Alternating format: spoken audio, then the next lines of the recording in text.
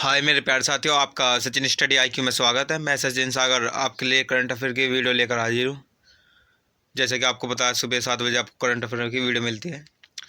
जिन साथियों को मेरे टेलीग्राम चैनल से जुड़ना है तो मैंने लिंक उसका डिस्क्रिप्शन में दे दिया, आप वहाँ से जाकर टेलीग्राम चैनल से जुड़ सकते हो। और जिन साथियों को मेरे व्हाट्सएप ग्रुप से जुड़ना है तो मैंने नंबर अपना डिस्क्रिप्शन में दे रखा, आप वहाँ से जाकर मुझे मैसेज कर सकते हो। और जिन साथियों को वीडियो की PDF फाइल चाहिए तो मैंने लिंक डिस्क्रिप्शन में दे दिया, वहाँ से जाकर उसे डाउनलोड कर सकते हो।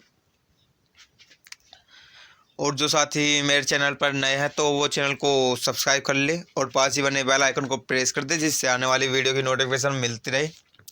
चलिए साथियों, जो मैंने वीडियो तैयार की आपकी करंट अफेयर की, तो इसे आप लास्ट तक देखना, क्योंकि इसमें इंपॉर्टेंट क्वेश्चन है जो आपके आगामी एग्जाम के लिए बहुत ही महत्वपूर्ण है। तो चलिए क्वेश्चन की शुरुआत करते हैं, तो पढ़ते हैं।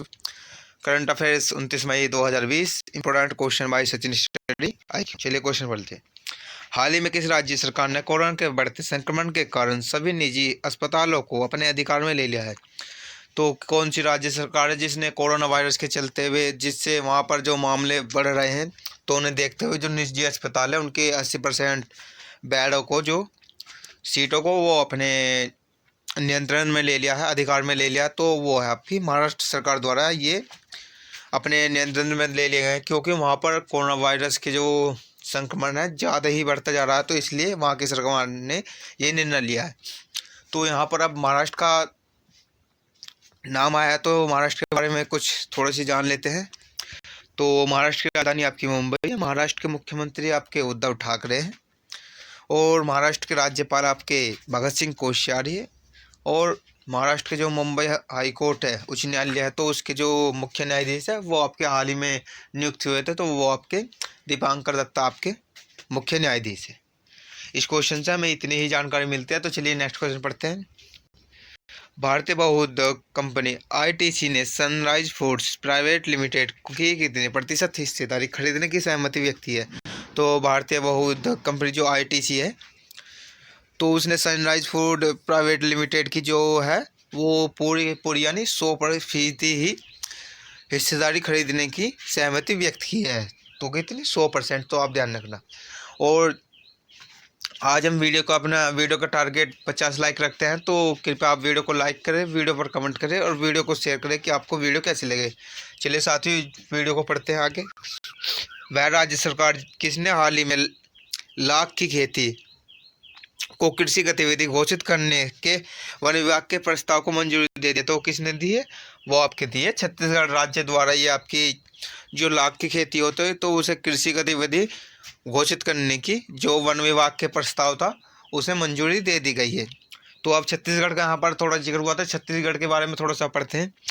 छत्तीसगढ़ की राजधानी आपकी रायपुर है, लेकिन रायपुर है, और ये एक आपने सुना होगा कि नया रायपुर भी है।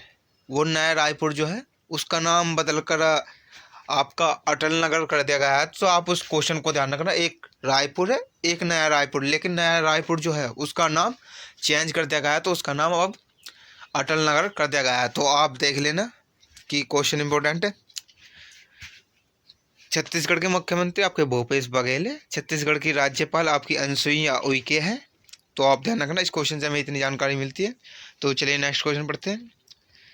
केंद्रीय परिवहन और राजमार्ग मंत्री नितिन गडकरी ने हाल ही में वीडियो कॉन्फ्रेंस के माध्यम से किस राज्य में चंबा सुरंग का उद्घाटन किया? तो किस राज्य में चंबा सुरंग का उद्घाटन किया? तो ये आपका क्या है? उत्तराखंड राज्य में आपके जो हमारे केंद्रीय सड़क परिवहन और राजमार्ग मंत्री नितिन गडकरी द्वारा, तो वहाँ इस चंबा सुरंग का उद्घाटन किया गया है। तो यहाँ पर उत्तराखंड की बात हुई, तो उत्तराखंड के बारे में पढ़ लेते हैं।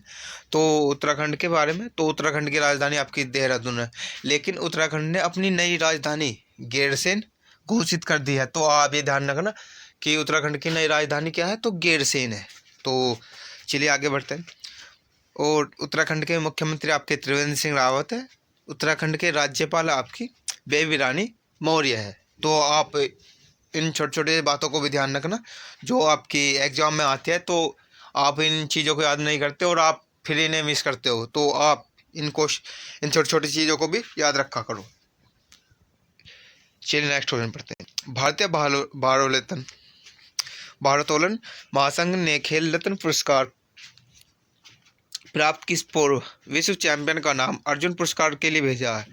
तो किस के लिए भेजा है? तो वो आपके मीराबाई चानू जो मीराबाई चानू जो है उनका जो नाम है वो आपके अर्जुन पुरस्कार के लिए भेजा है। तो आप ध्यान रखना, तो किसके लिए? अर्जुन पुरस्कार के लिए भेजा।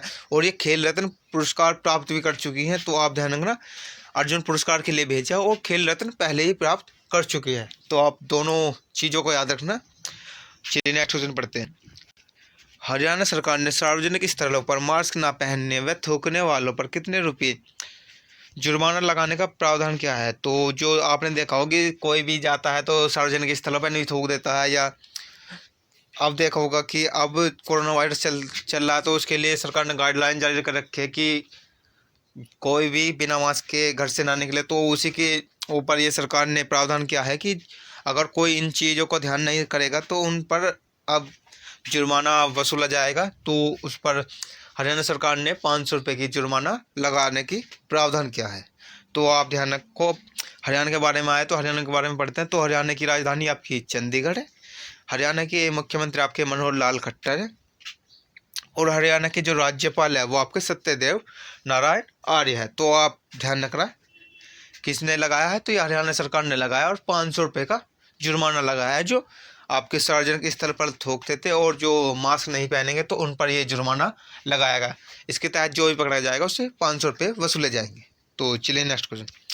यूरोपीय संघ की प्रमुख उर्सुला फोन डे लायन ने कोरोना वायरस के असर से निपटने के लिए हाल ही में कितने अरब डॉलर की योजना का प्रस्ताव रखा है? आपने देखा होगा ईयू जो है, आपने देखा होगा कि ब्रिटेन उससे अलग हो रहा था, तो ब्रिटेन के यहाँ वोटिंग हुई थी ईयू से अलग होने के लिए, तो उसमें वो अलग हो गया है। तो ईयू होता आपका यूरोप यूनियन, यूरोपीय संघ। तो उसकी जो प्रमुख है उर्सुला फोन डे लायन ने तो कोरोना वायरस से का जो असर है उससे निपटने के लिए कितने अरब डॉलर का योजना का प्रस्ताव रखा है? तो वो आपकी 750 अरब डॉलर की योजना का प्रस्ताव रखा है यूरोपीय यूनियन की जो अध्यक्ष है उर्सुला फोन डे लायन ने। तो आप ध्यान रखना यूरोपीय यूनियन की जो प्रमुख है उसने रखा ये आपका प्रस्ताव रखा योजना के लिए। तो 750 अरब डॉलर का ये प्रस्ताव रखा गया है। तो चलिए नेक्स्ट क्वेश्चन पढ़ते हैं। हाल ही में किस देश में भारतीय पुरातत्व सर्वेक्षण के 1100 साल पुराने शिवलिंग मिला है? तो कहाँ मिला है? ये आपका जो भारतीय पुरातत्व विभाग जो सर्वेक्षण कर रहा था तो वो आपके वियतनाम जो देश है तो वहाँ पर ये 1100 साल पुराना शिवलिंग प्राप्त हुआ। ये जानकारी हमारे जो इस टाइम के विदेश मंत्री है एस जयशंकर, उन्होंने ट्वीट करके जानकारी दी थी कि जो हमारा भारतीय पुरातत्व खोज कर रहा था तो खुदाई कर रहा था तो वो वियतनाम में हमें 1100 साल पुराना शिवलिंग प्राप्त हुआ है। तो वियतनाम के बारे में आया तो वियतनाम के बारे में पढ़ लेते हैं। वियतनाम की राजधानी आपकी हनोई है। वियतनाम की करेंसी वियतनामी डोंग है। और वियतनाम के जो राष्ट्रपति है वो आपकी NP ट्रा है। और जो भारतीय पुरातत्व विभाग सर्वेक्षण है तो इसकी अध्यक्ष कौन है? तो वो आपकी बी विद्यावती इसकी आपकी अध्यक्ष चीफ प्रमुख है भारतीय पुरातत्व विभाग के। और इसकी स्थापना जो हुई थी वो आपकी 1861 में इसकी स्थापना हुई थी आपकी भारतीय पुरातत्व विभाग की। तो आप ध्यान रखना। तो ये कहाँ मिला आपको? वियतनाम में आपको 1100 साल पुराना शिवलिंग प्राप्त हुआ है जो भारतीय पुरातत्व सर्वेक्षण की खुदाई के दौरान। और ये जानकारी आपके इस टाइम के जो विदेश मंत्री है एस जयशंकर द्वारा ट्वीट करके दी गई थी। तो नेक्स्ट क्वेश्चन।